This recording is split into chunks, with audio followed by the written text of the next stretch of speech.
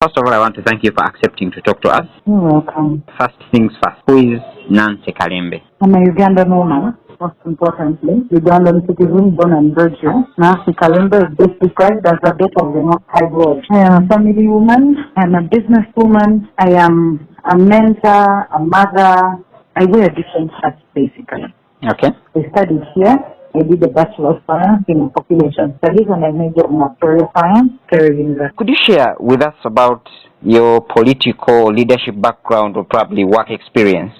Okay, I started working when I was 17 years old, my F4 vacation. I started volunteering at Tanya Baby's home in my ethics vax, but I was working for an Israeli company called Salobone. I later moved to Wise Empowerment and Sanyu FM, UTV, before it turned into UBC. Then I moved to UBC when we transformed to UBC. I worked for Lois Cannon, Bank PHP in Nigeria, Orient Bank in Uganda, started out farming, did agro-processing, had a cleaning company, and then I finally set up an oil company here in Uganda. I helped them set up an oil company in Uganda, which I recently resigned from to start on this presidential journey. I had the opportunity to work almost on all the 7 mountains. Actually, I've served on all the 7 mountains of influence. I've had an opportunity to serve in different industries. I do not think there's been a presidential candidate who's as multifaceted as I am.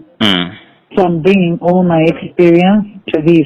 I've not had the political line of your experience really well. I have not been in politics. I have been in leadership in different levels, but not government politics.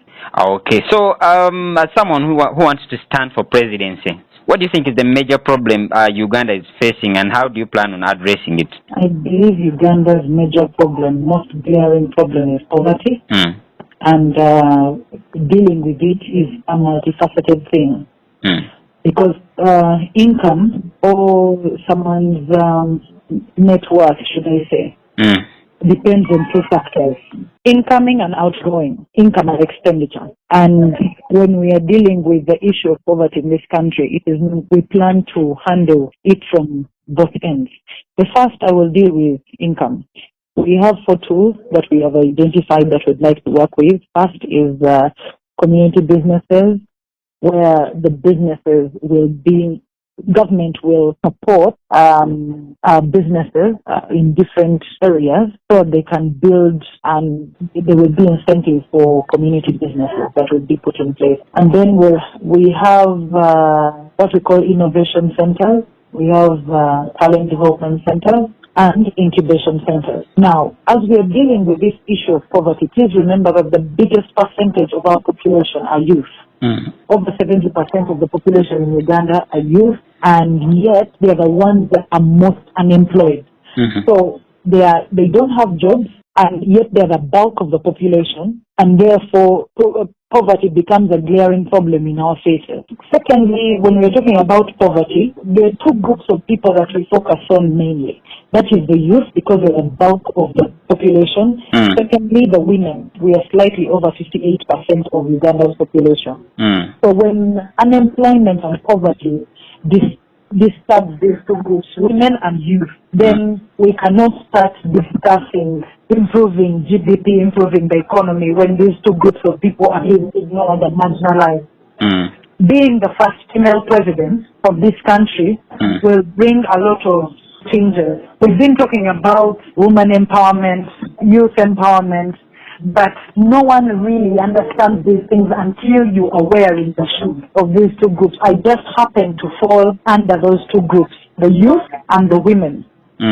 So when you want to fix an issue, no one knows how to fix it better than the person who wears the shoe, because we are the ones that know where the shoe pinches the most. And as we discuss this issue of poverty and unemployment, because one is a subset of the other, we start thinking, if we improve the incomes with the tools that I've just shared, how can we block this vessel from leaking? And in this country, there are so many avenues for income to leak. One, our taxation system is ridiculous. It's as though Uganda was overtaken by another kingdom. We also look at other avenues of depleting debt. I'm a former banker, and one of the things that we see that is glaring, we see banks increasing in number, getting bigger, paying better salaries, and where is that coming from? Banks and financial institutions are depleting the native Ugandans' wealth. That is why we are Mission 56, because our mission is to the 56 tribes of Uganda. And when we look at the interest rates, even for those, as we talk about Uganda being one of the most entrepreneurial countries in the world, how can we talk about entrepreneurship without talking about financing? How are our banks? Are they supportive? Are they crippling? And I bet your answer will be crippling. In one way or another, someone has encountered a bank that have asked for ridiculous amounts of money while asking for collateral security that is deliberately there as though cripple us completely. We have to work with the financial institutions to help Ugandans grow financially so that it ceases to be about government yetuyambe. I mentioned earlier that our group is called Mission 56. And our slogan is, we are leaving no one behind. We are leaving no one behind. It is every Ugandan. Our pain is on the 56 nations of this country, the 56 nations. Why start so high like this? Because you say you do not have a political background. Why didn't you start maybe from member of parliament and then probably later you go to presidency? Because it is not necessary. There is no requirement that needs me to start from member of parliament. Uganda needs a leader. There is a leadership gap in this country. And Uganda needs a leader who has a heart for the nation, not a leader with political experience from this country. Because clearly, the political experience in this country does not carry much weight. Why do I say that? Look at our country. Do you actually want someone who has political experience in Uganda to continue governing this country with the current way it is right now? Because with the current situation, you can easily tell that political experience in this country probably does not carry as much weight as it is supposed to be. So far, our politicians have done so little, as we can obviously see. If Uganda was developing at a very fast rate, if it had become a first world nation maybe in the last 35 years of this government, then political experience from Uganda would count for something. But does it really? So when people talk about having political experience in this country, I personally think this country needs a real drastic change, a different brand of person to come and work with the Ugandans.